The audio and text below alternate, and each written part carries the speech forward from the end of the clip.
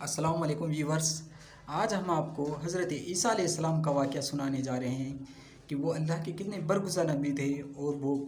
कैसा पैदा फरमाए और कैसे दुनिया में दीन की तबलीग किए, कैसे रहे और कैसे उन दुनिया से वफ़ात पाए। हज़रत मरियम रदी अल्लाह ताला अन्हु जब बैतुल मुक़द्दस में इबादत करती थी और वहाँ के देख रेख में मशगूल रहती थी, तो अल्लाह ताला ने उनसे राज़ी हो के उनको नेक बच्चे की विलादत की खुशखबरी के लिए एक फ़रिश्ते को भेजता है हज़रत मरियम के पास में। जब फ़रिश्ता हज़रत मरियम रदी अल्लाह ताला अन्हा के पास आता है तो उनसे इंसानी वेश में आता है, तो हज़रत मरियम रदी अल्लाह ताला अन्हा फरमाती है कि अगर आप कोई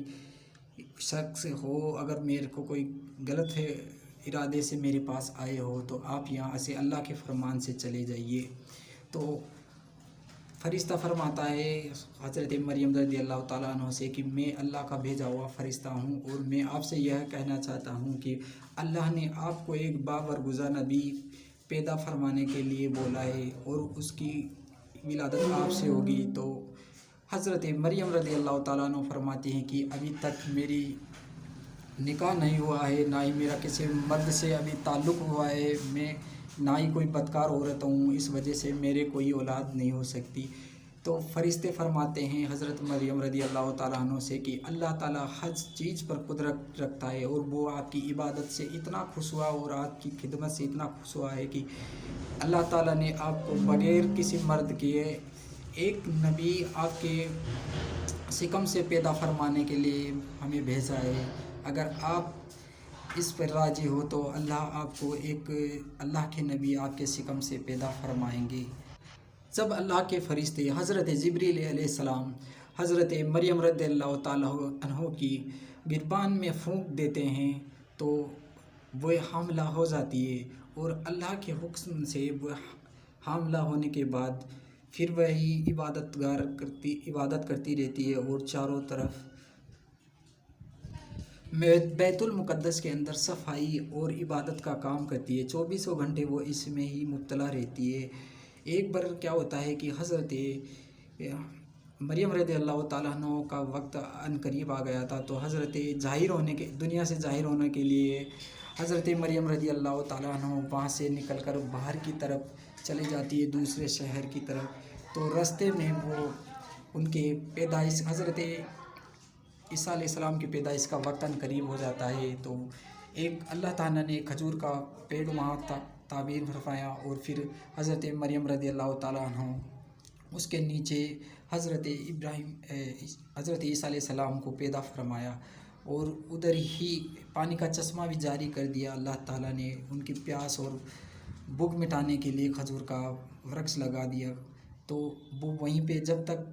पैदा ना हुआ, बच्चा जब तक थोड़ा समझदार ना पैदा ना हुआ, तब तक हज़रत मरियम रज़ी अल्लाह ताला अन्हा उनको वहीं से पानी मिलता और वहीं से खाने पीने के लिए खजूर की दरख्त से खजूर के फल मिलते। इस तरह काफ़ी वक्त निकल गया। जैसे ही हज़रत ईसा अलैहिस्सलाम पैदा फरमाए तो हज़रत मरियम रज़ी अल्लाह ताला अन्हा उनको लेकर बैतुल मुक़द्दस की तरफ जाने लगी। जब वहाँ पे पहुँचती है तो उनके हाथ में एक बच्चा देखकर सभी लोग हैरान हो जाते हैं। तो उनसे फरमाते हैं कि ना ही आपके वालिदैन, ना ही आपके दादा या आपके ख़ानदान में से ऐसा कोई शख्स नहीं था जो बदकार था, और आपने एक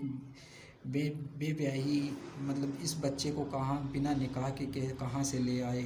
तो हज़रत मरियम रज़ी अल्लाह ताला अन्हा अल्लाह की तरफ दुआ करती है, तो अल्लाह फरमाते हैं कि इस बच्चे को ही आपकी आगे कर दे और बोल दें इन सभी लोगों की आप इसी से पूछ लीजिए कि आप कैसे पैदा फरमाए और कहाँ से आए हैं। तो लोग बोलने लगे, जब हज़रत मरियम रज़ी अल्लाह ताला अन्हा ने लोगों से कहा तो लोग बोलने लगे कि छोटा बच्चा कैसे बोलेगा। तो जब ये बात सुनता है हज़रत ईसा अलैहिस्सलाम बचपन में ही बोल पड़ते हैं कि मैं अल्लाह का भेजा हुआ बरगुज़र नबी हूँ और मैं आपको दीन की खिदमत और आप इस्लाम की दावत देने के लिए पैदा फरमाया अल्लाह ताला ने मुझे, और इसमें हज़रत मरियम रज़ी अल्लाह ताला अन्हा का कोई कसूर नहीं। इसके बाद हज़रत जहाँ भी जितने भी लोग थे वो सभी ईमान ले आए और हज़रत ईसा अलैहिस्सलाम लोगों में जैसे ही जवान हुए तो लोगों में दर्स देने लगे, दीन की दावत देने लगे और लोगों को दीन की खिदमत करने के लिए और अल्लाह ताला की इबादत करने के लिए लोगों को कहने लगे। और जब हज़रत ईसा अलैहिस्सलाम चारों तरफ दर्स देने लगे, दीन की दावत देने लगे और अल्लाह की इबादत करने के लिए कहने लगे और लोग सीधे रास्ते पे आने लगे, तो जितने भी यहूदी थे वो उनसे बहुत ही नफ़रत करने लगे कि अब हमारी कुछ नहीं चलेगी। जो कि उनको ये पता था कि अगर वो अल्लाह की इबादत करेंगे तो वो हमारी पटेलाई ये सब कुछ ख़त्म हो जाएगी। तो सारे यहूदी मिलकर प्लान बनाते हैं क्यों ना हज़रत ईसा अलैहिस्सलाम का कत्ल कर दिया जाए किसी बहाने से। तो उन्होंने अल्लाह के नबी के बारे में अफवाह फैला दी कि वो बदकार हैं और वो अल्लाह के कोई नबी नहीं है। चारों तरफ यह उनकी अफवाह फैला दी, बदनामी फैला दी, जिससे कि सभी लोग उनकी जान के दुश्मन हो गए। फिर धीरे धीरे लोग उनको ढूंढने लगे, चारों तरफ घूम फिरने लगे, तो हज़रत ईसा अलैहिस्सलाम उनको नहीं मिलते। फिर वो उनके घर पे पहुँचते, पीछा करते करते घर पे पहुँच जाते हैं, जहाँ पे जाकर वहाँ उनमें से जितने यहूदी थे उनमें से एक शख्स हज़रत ईसा अलैहिस्सलाम को ढूंढते हुए उनके घर के अंदर चला जाता है। और जैसे ही वो अंदर जाता है अल्लाह ताला हज़रत ईसा अलैहिस्सलाम को तो आसमानों पे उठा लेते हैं। और जो शख्स अंदर गया था, जो यहूदी शख्स,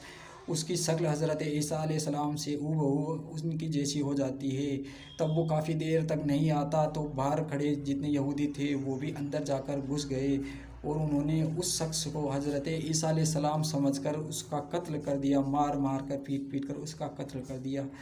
फिर इसके बाद सभी यहूदी बहुत खुशी मनाने लगे और फिर बदकारी पर लग गई। तो आप सभी भाइयों से गुजारिश है कि ऐसी वीडियो आप ज़्यादा से ज़्यादा लोगों को पहुंचाने तक